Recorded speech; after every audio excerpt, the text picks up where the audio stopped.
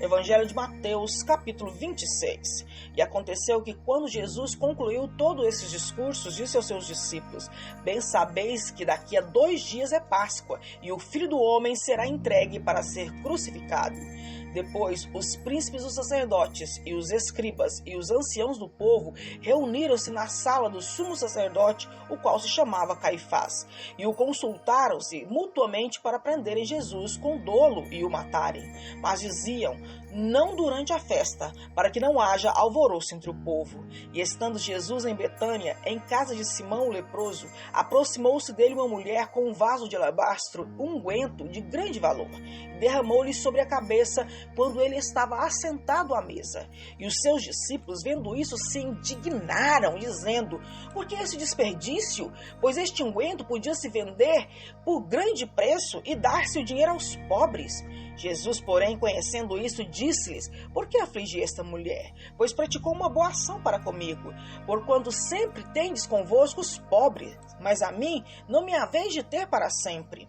Ora, derramando ela este unguento sobre o meu corpo, fê-lo preparando-me para o meu sepultamento. Em verdade vos digo que onde quer que este evangelho for pregado em todo o mundo, também será referido o que ela fez para a memória sua. Então, um dos 12, chamado Judas Iscariotes, foi ter com os príncipes dos sacerdotes e disse: que me quereis dar? E eu vos entregarei. E eles despesaram 30 moedas de prata. E desde então buscava oportunidade para entregar.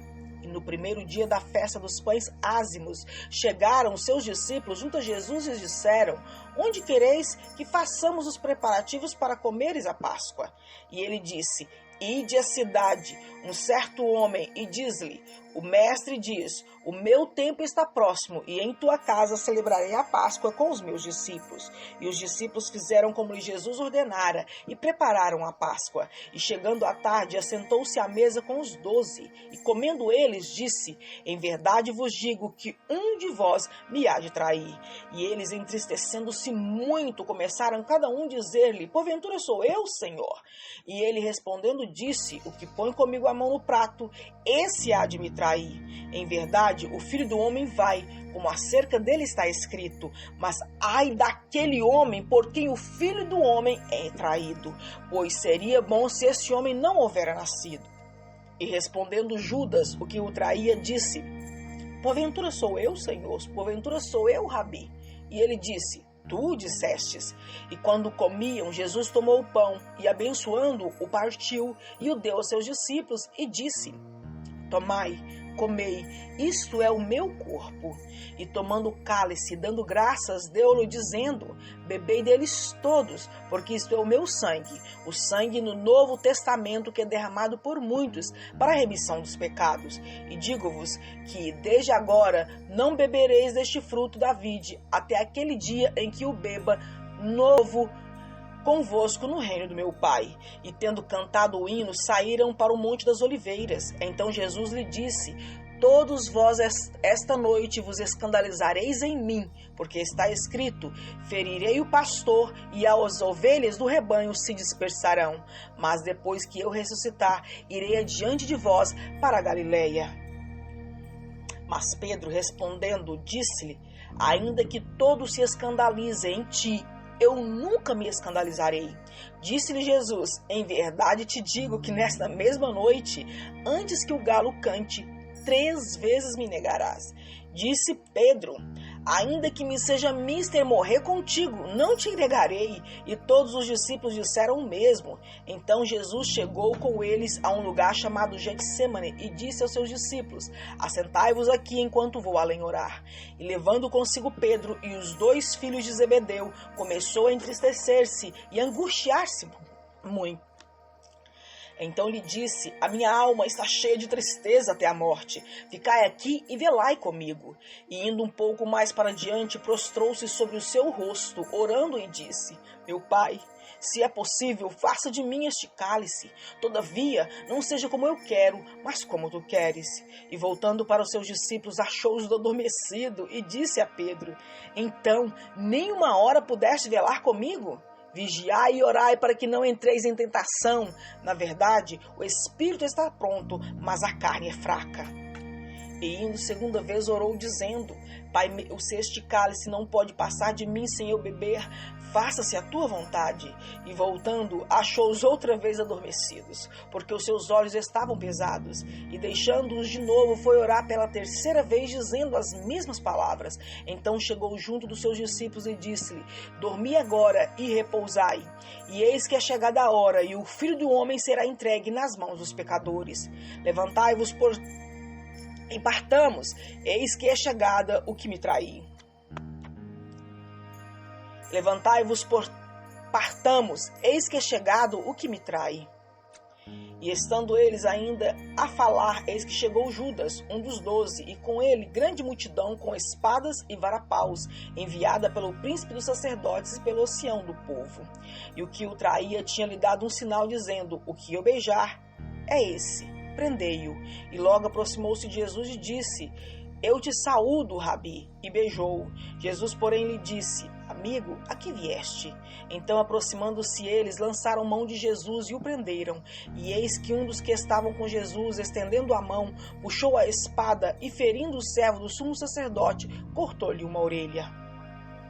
Então Jesus disse-lhe: Embainha a tua espada, porque todos os que lançarem mão da espada, a espada morrerão. Ou pensas tu que eu não poderia agora orar ao meu Pai, e que ele me daria mais de 12 legiões de anjos? Como, pois, se cumpriria as escrituras que dizem que assim convém que aconteça? Então disse Jesus à multidão: Saístes como para um salteador com espadas e varas pau para me prender? Todos os dias me assentava junto de vós, ensinando no templo, e não me prendestes. Mas tudo isto aconteceu para que se cumpram as escrituras dos profetas. Então todos os discípulos, deixando, fugiram. E os que prenderam Jesus o conduziam à casa do sumo sacerdote Caifás, onde os escribas e os anciãos estavam reunidos. E Pedro seguiu de longe até o pátio do sumo sacerdote e, entrando, assentou-se entre os criados para ver o fim.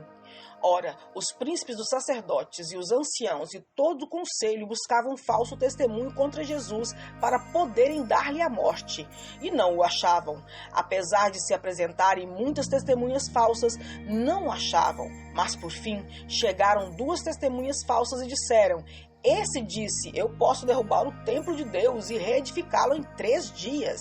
E levantando-se o sumo sacerdote, disse-lhe: Não respondes coisa alguma ao que estes depõem contra ti?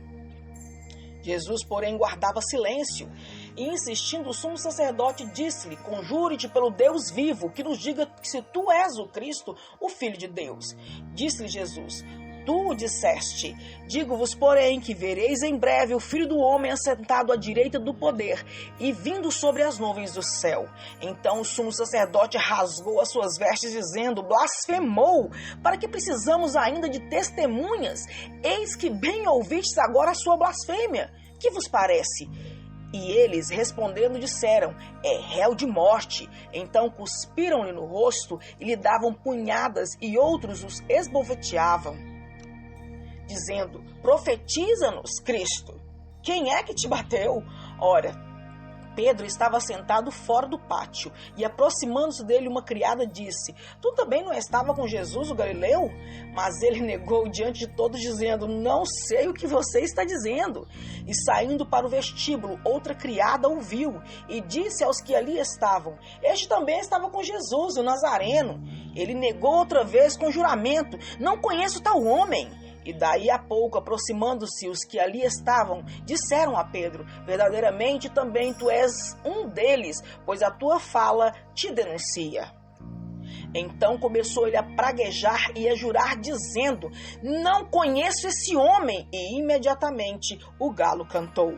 E lembrou-se Pedro das palavras de Jesus que lhe dissera: Antes que o galo cante, 3 vezes me negarás. E saindo dali, chorou amargamente.